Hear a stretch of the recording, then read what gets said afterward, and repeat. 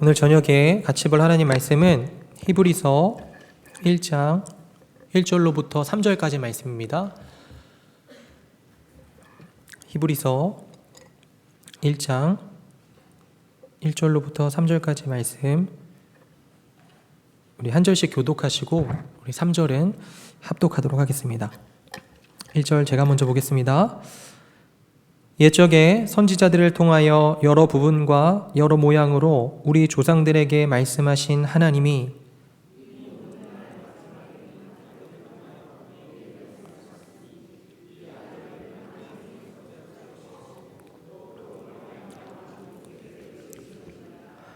이는 하나님의 영광의 광채시요 그 본체의 형상이시라. 그의 능력의 말씀으로 만물을 붙드시며 죄를 정결하게 하는 일을 하시고 높은 곳에 계신 지극히 크신 이의 우편에 앉으셨느니라. 아멘.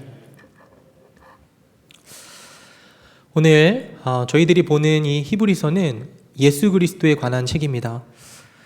물론 성경의 모든 책들이 예수 그리스도의 말씀을 증거하는 말씀들이고, 또 이 성경의 어느 책에서도 예수 그리스도의 흔적을 그리고 그 일하심을 찾아볼 수 없는 책은 없지만, 특별히 히브리서는 예수 그리스도의 영광과 아름다움, 그리고 그분이 어떻게 일하시는지 그런 것들이 잘 쓰여져 있는 그런 책입니다.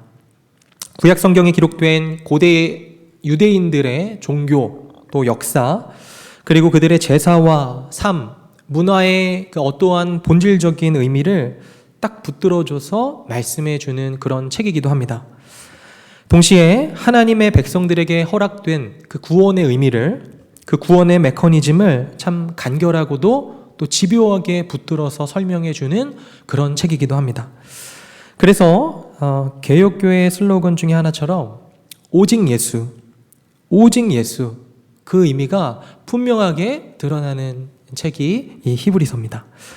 그래서 오늘 저는 본문을 통해서 예수 그리스도에 대해서 나누기를 원합니다. 바라기는 우리들이 점점 그 예수 그리스도의 아름다우심과 영광, 그 권능을 하나님께서 허락하시는 은혜의 한도 내에서 마음껏 맛보고 누리고 또 감탄할 수 있게 되기를 주님의 이름으로 축원드립니다. 옛날에는요, 신앙생활을 좀 열심히 하는 사람들을 갖다가 좀 놀림조로 예수쟁이다, 예수쟁이 봐라, 이렇게 불렀습니다. 요즘은요, 그런 소리를 좀 듣기가 힘들어졌죠. 예수쟁이, 이 소리 잘 안 하는 것 같죠? 죄송합니다. 요즘은요, 개독교인은 있고 또 광신교도들은 있을지 모르겠지만 예수쟁이들은 점점 찾아보기가 힘들어지는 것 같습니다. 아마도 우리들의 입술에서요, 예수님, 예수님, 이 소리가 점점 줄어들고 있는 것은 아닌가, 그것 때문은 아닌가, 그런 생각도 해봅니다. 저희들이 전도할 때 제일 쉽게 하는 말이 교회 갑시다, 이거죠. 우리 교회 한번 나가봅시다, 이렇게 말하는 것 좀 쉽습니다. 그런데 예수 믿으세요, 예수 믿으십시오, 이건 좀 어렵게 느껴지시죠? 실제로 제가 이 교육부서에서 사역을 했을 때 부서 선생님들과 또 아이들이랑 노방전도에 같이 나가게 되면요, 교회 오세요, 이 말은 쉽지 예수 믿으세요, 이 말을 하기가 어렵다라고 하는 이야기들을 종종 듣곤 했습니다. 그렇게 쉽게 나오는 말은 아닌 것 같습니다. 그런데요, 우리들은 그리스도인들입니다. 그리스도를 따르는 사람들이라고 하는 의미에서 그리스도인입니다. 우리들은요, 예수쟁이들입니다. 예수님을 따르는 사람들입니다. 막연한 하나님, 저마다 그림 속에 어떤 막연한 이미지 속에 있는 그런 하나님을 믿는 사람들이 아니라, 우리들은 예수 그리스도를 통해서 드러나신 삼위일체 하나님을 믿습니다. 그래서 예수 그리스도는요, 우리들의 신앙의 시작이고 우리들의 신앙의 본질을 이루는 것이고, 예수 그리스도는 우리들의 신앙의 완성이십니다. 그런데 우리들은 어쩌면 점점 예수님에 대해서는 말하지 않고 저마다 막연한 자기의 이미지 속에 하나님에 대해서 더 많이 이야기하고 있는 것은 아닌가, 그러한 생각들이 들 때가 종종 있습니다. 어디선가 들은 좀 우픈 예화인데 이 얘기가 인상적이어서 기억을 하고 있습니다. 어떤 목사님이요, 새벽 예배 인도를 하려고 차에 시동을 걸고 차 운전을 하고 가시다가 좀 무료하니까 라디오나 좀 켜보자 해서 라디오를 켰답니다. 라디오를 켰더니요, 설교가 흘러나오더래요. 그런데 그 말씀이요, 너무나 좋답니다. 그래서 혼자 운전하면서 그렇지, 아멘, 아멘 하면서 어떤 목사님이시길래 말씀 참 잘 전하신다, 그렇게 감탄하고 듣다가 나중에 말씀이 끝나고 라디오 로고송이 흘러나오는데 로고송이 이러더랍니다. 깨치는 소리, 나누는 기쁨, BBS 불교 방송입니다. 이게 좀 웃기지만요, 가슴 아픈 예화거든요. 혹시 지금 교회 안에 혹은 우리들의 신앙생활 안에 예수 그리스도는 점점 희미해지고 우리들의 어떤 인격적인 성숙이라든지 긍정의 힘이라든지 성공적인 인생이라든지 혹은 교회 확장, 교회 부흥, 이런 이야기들만 나누어지고 있다면요, 그건 우리들 스스로의 정체성을 잃어버리고 있는 것이다, 저는 그렇게 생각합니다. 물론 우리들에게는 긍정적인 힘도 필요하고 인생의 의미를 찾는다든지 영적으로 성장한다든지 교회를 부흥시키는 그런 것도요, 대단히 중요합니다. 하지만 그런 것들은 모두 예수 그리스도 안에서 가장 참된 모습으로 발견되어지고 얻어지는 축복들이라 저는 그렇게 믿습니다. 에베소서 1장 3절에 이렇게 기록합니다. 찬송하리로다 하나님 곧 우리 주 예수 그리스도의 아버지께서 그리스도 안에서 하늘에 속한 모든 신령한 복을 우리에게 주시되. 그리스도 안에서요, 하늘에 속한 모든 복이 있습니다. 저는 그것을 믿습니다. 그리스도를 바라보면서 그리고 그리스도를 사랑하면서 그렇게 점점 그리스도와의 완전한 연합을 향해 나아가면서 그 기쁨과 복락 속에 우리들 인생의 모든 문제들이 궁극적으로 해결되어질 수 있는 열쇠가 있는 것을 저는 믿습니다. 그래서요, 우리들은 예수쟁이들입니다. 그래서 우리들은 예수님을 더 알아야 합니다. 예수님을 더 이야기해야 되고 예수님을 더 사랑해야 될 줄로 믿습니다.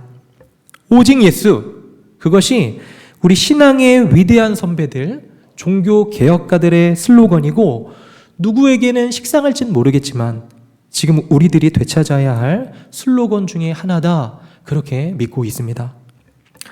오늘 본문에서는요, 특히 예수님에 대해서 두 가지를 이야기하고 있습니다. 하나는 예수님이 누구신가, 그리고 두 번째는 예수님이 어떤 일을 하시는가 얘기합니다. 예수님은 누구신가? 오늘 본문 첫 부분 보니까요, 예수님은 하나님께서 스스로를 드러내시는 통로다 말씀하십니다. 본문에 이렇게 되어 있습니다.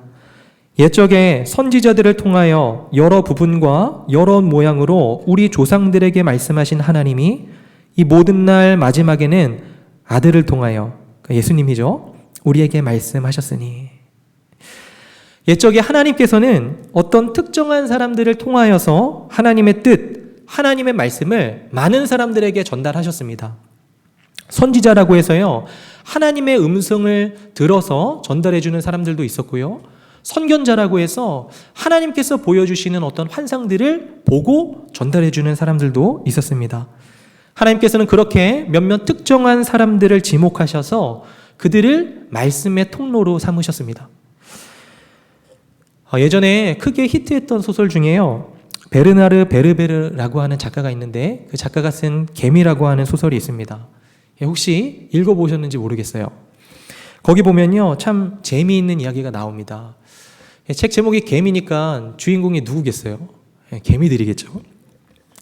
책 내용을 보면요, 거기에서 개미들도요, 인간들처럼 계급적인 사회를 이루면서 공동체 생활을 하고 나름대로 문명사회를 만들어 가면서 그렇게 살아갑니다. 그런데 이 개미들은 인간의 존재에 대해서는 잘 알고 있지를 못해요. 그들이 알고 있는 것은요, 오직 손가락들 뿐입니다. 개미들은요, 그것을 이렇게 불러요. The fingers, 손가락들. 왜냐하면요, 그것이 개미들이 인식할 수 있는 인간의 모든 것이었기 때문에 그렇습니다.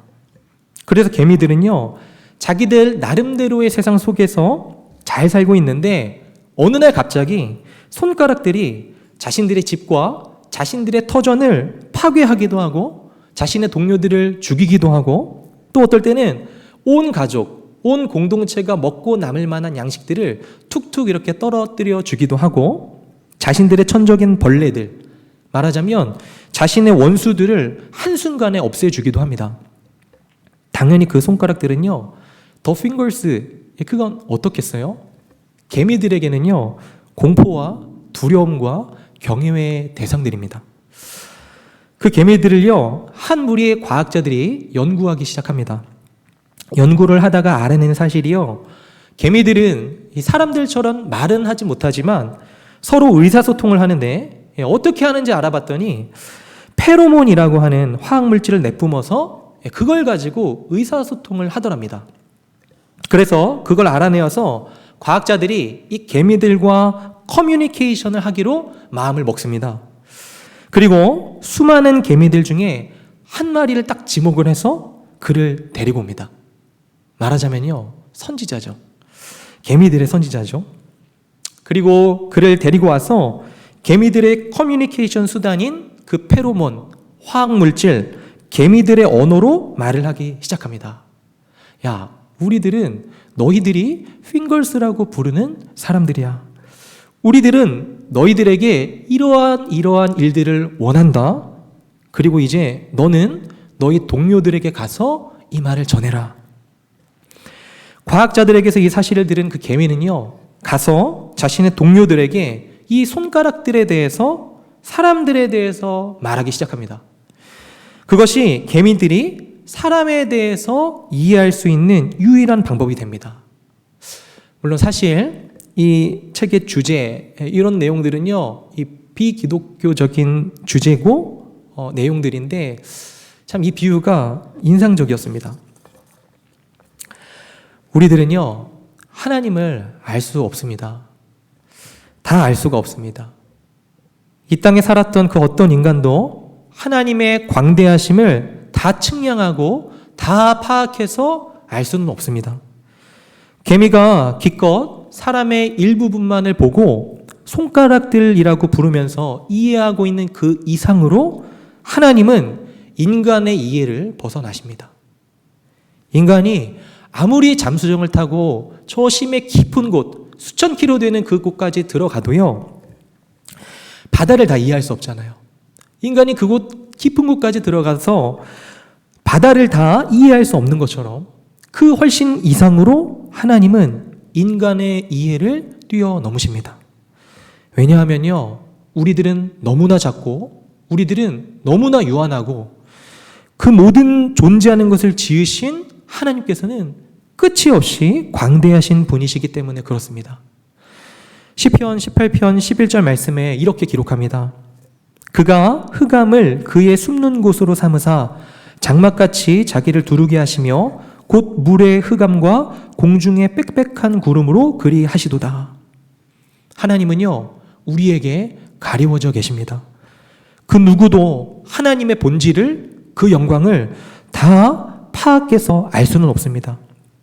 그래서 디모데전서 6장 16절 말씀에는요, 새번역 성경에 이렇게 번역해 놓았습니다.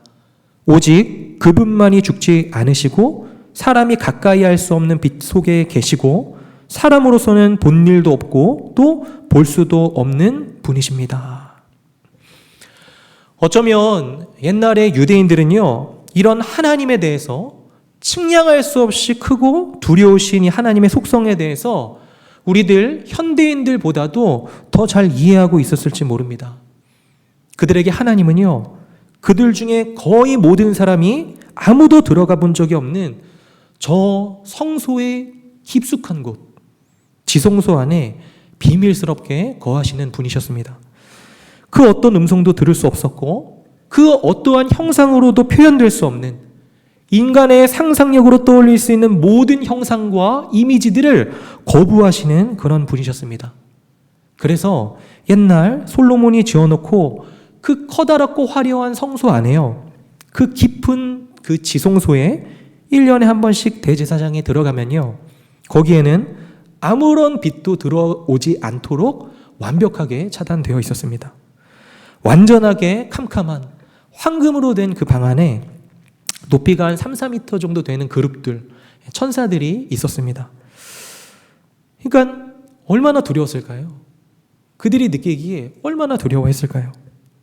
하나님은요, 그 안에 감추어져 계신 분이셨습니다.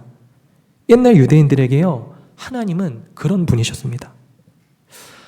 그런데 만약에요, 그 지성소 안에서 하나님께서 말씀을 하신다면 그 하나님은요, 사람들에게 알려질 수 있습니다. 야, 정말 저기에 하나님이 계시는구나, 그곳에 하나님이 계시는구나 알 수 있습니다. 그리고 그 하나님은 어떤 분이신지, 어떠한 뜻과 어떠한 마음을 가지고 계시는지, 그것을 하나님께서 사람들에게 알리고자 하시면 말씀, 그것밖에는 없습니다. 이 안에 감추어져 계신 하나님에 대해서 이러쿵 저러쿵 소문은 무성할 수 있고, 그 하나님에 대한 갖가지 추측과 공상들은 해볼 수 있지만, 우리들이 하나님을 알 수 있는 가장 정확한 방법은 하나님께서 직접 우리들에게 말씀하시는 것입니다. 그래서요, 예수 그리스도의 또 다른 타이틀은 하나님의 말씀입니다. 사도 요한이 우리들에게 가르쳐 준 것 중에 하나가 바로 그거예요. 요한복음 1장 1절 말씀에 태초에 말씀이 계시니라, 이 말씀이 하나님과 함께 계셨으니 이 말씀은 곧 하나님이시니라. 그렇게 예수 그리스도에 대해서 쓰고 있습니다. 요한일서 1장 1절 말씀도 이렇게 쓰죠. 태초부터 있는 생명의 말씀에 관하여는 우리가 들은 바요, 눈으로 본 바요, 자세히 보고 우리의 손으로 만진 바라.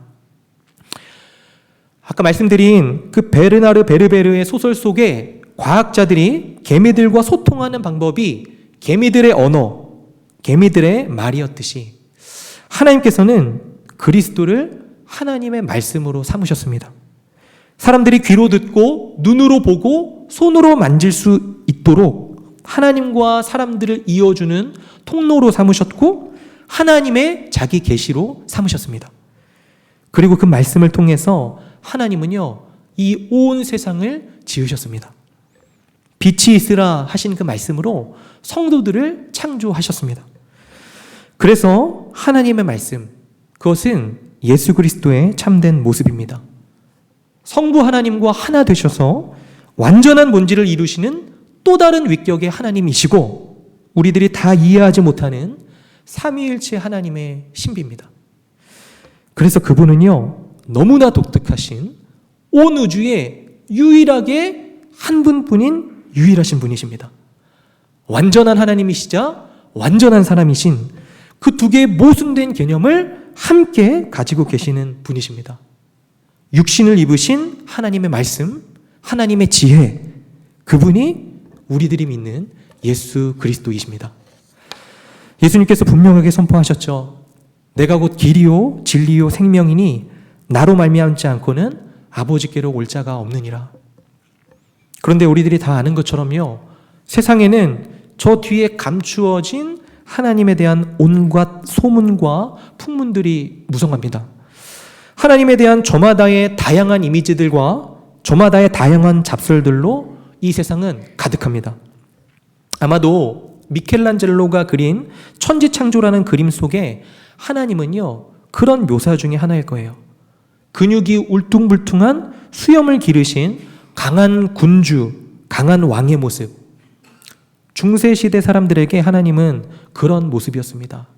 강하고 힘세고 나이도 많고 그러한 이미지였습니다. 구약 성경에서는 이제 막 애굽 땅을 빠져나온 이스라엘 백성들이 자기들이 가지고 있는 모든 금부치들을 전부 다 모아서 황금 송아지를 만들어 놓고, 이것이 우리를 애굽 땅에서 인도하여 낸 하나님이다, 여호와 하나님이다, 그렇게 엉뚱한 하나님을 만들어 놓고 있는 모습을 볼 수 있습니다. 하나님의 그 영광을요, 아주 형편없는 작은 송아지 형상으로 바꿔놓고 말았습니다. 그래서 10계명의 제2계명에서 하나님을 형상화시키는 것은 금지되어 있습니다. 왜 그럴까요? 하나님의 유일하신 그리고 가장 정확한 형상의 이미지는 오직 예수 그리스도이시기 때문에 그렇습니다. 예수 그리스도만이 하나님의 영광의 광채이시고 그 본질을 드러내시는 형상이시기 때문에 그렇습니다. 아무도 하나님의 그 영광스러운 모습을 직접 바라볼 수는 없습니다. 하나님의 영광, 그것이 무엇인지 우리들은요, 다 알지 못합니다. 우리는 그 영광의 광채만을 볼 수 있을 뿐이에요. 하늘의 해에 그 빛의 광채가 없다면요, 우리들이 해를 볼 수 없는 것처럼 우리는 해에게서 뿜어져 나오는 광채를 통해서 해를 보는 거죠. 하나님의 영광은요, 오직 영광의 광채이신 예수님을 통해서만 알 수 있습니다. 그것이 이 히브리서 기자가 가르쳐주는 바예요. 제가 교회 사역을 하면서 아주 가끔 이런 이야기들을 들을 때가 있었습니다. 도대체 왜 믿는다고 하는 사람들이, 믿는다고 하는 분들이 하나님에 대한 이해가 저렇게 부족합니까? 교회는 아주 열심히 다니시는 것 같은데 하나님에 대한 이해가 왜 저렇게 부족하고 또 다르죠? 그런데 이 말이요, 어느 순간 참 가슴 아프게 들렸습니다. 왜냐하면 제 자신에게도 적용이 되는 것 같은 말인 것 같아 그랬습니다. 나중에 보니까요, 제 자신을 보면서 제가 그렇게 느껴지더라고요. 예수님으로 인해서 신앙생활을 시작을 했습니다. 은혜로 시작을 했죠.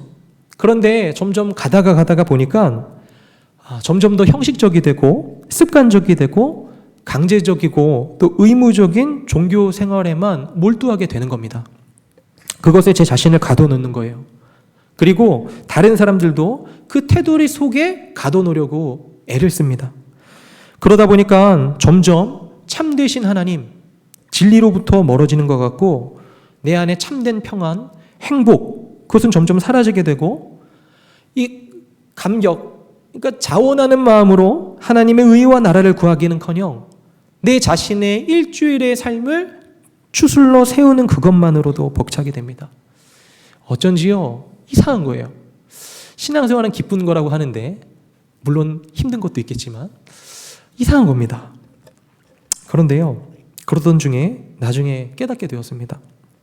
야, 내가 엉뚱한 곳에서 하나님을 찾고 있었구나. 엉뚱한 하나님을 내 나름대로 만들어 놓고 섬기려고 했었구나 라는 사실을 깨닫게 됐습니다. 때로는 예배라는 종교 행사 그 자체를 통해서 하나님을 찾으려고 오해하고 있어서 그랬습니다. 또 때로는 내 자신의 경건함을 지키고자 하는 그러한 필사적인 노력들을 통해서 그 노력들 속에서 하나님을 찾으려고 해서 그렇습니다. 하지만 그때 분명하게 깨달아진 사실은요, 성도가 예수 그리스도께로 다시 눈을 돌리게 되면, 예수님의 얼굴을 바라보려고 눈을 들게 되면 그때에 비로소 성도의 영혼은 자유와 평강을 회복하게 된다라고 하는 겁니다. 내 자신의 습관적인 죄악을 끊으려고 해도요, 무진장 애를 써도 안 되는 일들이 있습니다. 죄와 싸우려고 기를 쓰고 싸우는데 그것이 안 되는 일이 있어요. 그럴 때는요, 눈을 들어서 예수 그리스도를 바라봅니다. 그리고 예수 그리스도에 대해서 묵상하고 예수님에 대해서 공부하고 예수님에 대해서 이야기하고 예수님에 대해서 몰입하면서 예수님에 대한 사랑이 커지면 커질수록 그 죄악된 일들은요, 자연스럽게 나를 떠나게 되는 모습을 발견하게 됩니다. 나는 그 죄악된 일들이 꼴도 보기 싫어지게 혐오스럽게 그렇게 느껴지게 되죠. 그것이요, 우리들이 죄와 싸워서 이길 수 있는 유일한 방법이 됩니다. 우리들에게 주신 유일한 승리의 이름은요, 예수 그리스도, 그 이름뿐인 것입니다. 막연한 하나님을 찾으면서 저마다의 황금 송아지를 마음속에 만들고 경배하면서 그것으로 나의 인생을 조금 더 멋지게, 내 인생을 조금 더 고급스럽게, 조금 더 경건하고 아름답게 만들려고 애쓰는 것이 아니고 하나님의 말씀이신, 하나님의 자기 계시이신, 하나님께서 스스로를 드러내신 통로이신 예수님을 찾는 것, 예수님을 더 아는 것, 예수님을 더 사랑하는 것, 그 예수님을 더욱더 탐내는 것, 그 예수님과 더 완전한 연합 가운데로 나아가고자 애쓰는 것, 예수님과의 사귐을 추구하는 것, 그것이 우리들의 신앙생활의 본질을 이루는 것입니다. 그것이 예수쟁이들이 믿는 바입니다. 그래서 저는요, 저와 여러분들이 예수님에 대해서 더 많이 생각하고 예수님에 대해서 더 많이 이야기하고 예수님에 대해서 더 많이 나누고 예수님을 더 많이 사랑할 수 있게 되기를 바랍니다. 그것이 성도들의 찬양인 거예요. 이 찬양 아시죠? 내 구주 예수를 더욱 사랑 엎드려 비는 말 이것일세.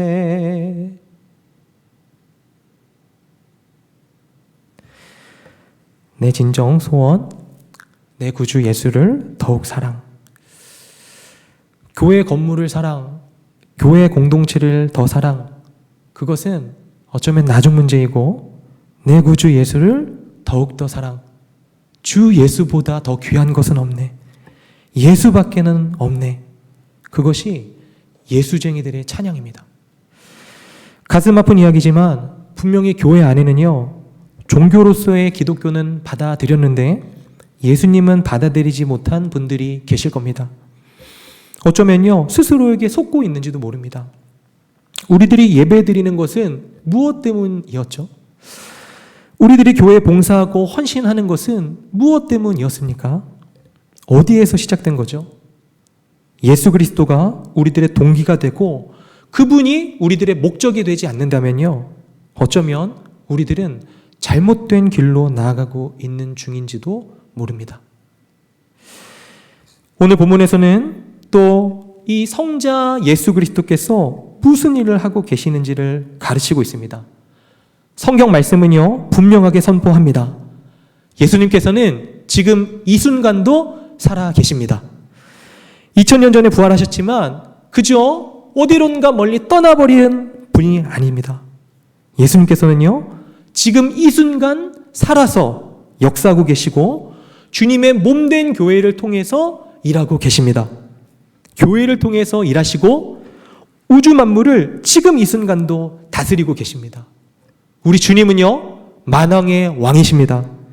창조주 하나님과 나란히 앉으시는 그 주권과 능력과 영광을 가지시고 그 창조주 하나님의 주권과 영광을 고스란히 물려받으셔서 그곳으로 일하고 계십니다. 인간 세상을 대표한 참 인간이시자 참 하나님으로서 하나님의 영광 앞에 지금도 좌정해 계시고 계십니다. 우리들의 대표이신 그분 안에는요, 더 이상 아무런 정죄함도 없습니다. 그건요, 이미 다 끝났어요. 인간의 뿌리 깊었던 죄성은요, 이미 용서받았습니다. 그렇기 때문에 우리들의 대표로서 우리 주 예수 그리스도께서 하나님의 영광된 보좌 앞에 계시는 겁니다.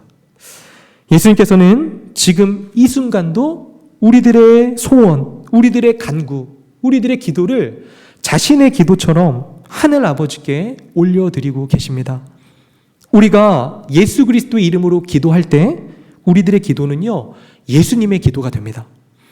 그리고 그 사실을 깨달아가는 성도의 기도는요, 달라질 수밖에 없습니다. 자신의 동물적인 정욕에서 나오는 기도가 아니고 하나님의 나라와 의를 구하는 그런 기도가 나올 수밖에 없습니다. 왜냐고요? 그 기도가 곧 예수님의 이름으로 간구하는 기도이기 때문에 그렇습니다. 그리고 우리가 무언가 필요해서 우리들의 필요를 간구할 때에 예수님께서는 그 모든 것을 우리들에게 응답으로 들어주실 수 있는 능력이 있으십니다. 왜 그렇습니까? 오늘 본문에 써 있는 것처럼 그분은 만유의 상속자이시기 때문에 그렇습니다. 이 세상의 모든 것을 그분께서 물려받으셨습니다. 창조주 하나님께서 지으신 이 세상의 모든 무한한 그것들을요, 예수님께서 물려받으셨습니다. 그렇기 때문에 이 세상은요, 주님의 것입니다. 우리의 생각에 아주 크고 멋지고 광대한 것들뿐만이 아니고 아주 사소하고 하찮아 보이는 그것들까지도 모두 다 주님의 것입니다. 이 세상의 모든 아름다운 것들과 이 인생의 귀한 것들은요, 그분의 것입니다. 사랑하는 성도 여러분, 말씀을 맺도록 하겠습니다. 우리 모두는요, 예수쟁이들로 불려져야 합니다.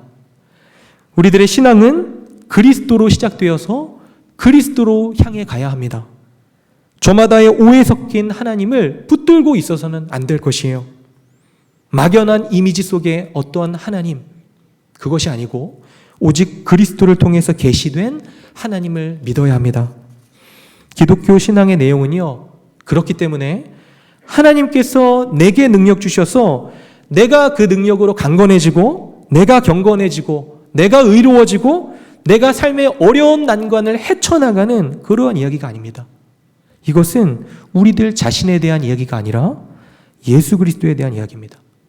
우리들이 그리스도로 인하여서 죄가 정결케 되었다라고 하는 이야기입니다. 우리들이 그리스도로 인하여서 하루하루 살아갈 수 있는 힘과 능력과 모든 은혜를 공급받는다라고 하는 이야기입니다. 우리들이 그리스도를 인하여서 영원한 생명에 들어가게 되었다라고 하는 이야기입니다. 그래서 우리들의 모든 역사는 그리스도에 대한 이야기입니다. 다시 말해서 이것은 우리들 자신의 철저한 영적인 무능력함에 대한 이야기이고, 그렇기 때문에 어쩔 수 없이 그리스도를 통해 드러나신 그 하나님께 모든 것을 걸고 모든 것을 신뢰하고 의지해야만 하는 주님만이 우리들의 유일한 구원의 길이다라고 하는 이야기입니다. 그렇게 그리스도의 권능에 모든 것을 걸고 믿는 믿음만이 우리들의 삶에 참된 진리와 평안을 가져다 줄 수 있을 줄로 믿습니다. 그것이 그리스도 안에서 예비된 모든 영원한 복인 줄로 믿습니다. 부디 우리들의 마음에 예수 그리스도로 꽉 채워지는 놀랍고 귀한 은혜가 있게 되기를 간절히 축원드립니다. 우리들의 인생과 우리들의 영적인 어떠한 것들도 좋지만요, 가장 먼저 예수님을 이야기하고 예수님을 나누고 예수님을 전하여서 우리들 가운데 기독교는 받아들였는데 예수님은 받아들이지 못한, 그저 피상적이고 껍질만 붙들고 신앙생활하는 그런 분들은 우리들 가운데 아무도 없기를 우리 주 예수 그리스도의 이름으로 축원드립니다.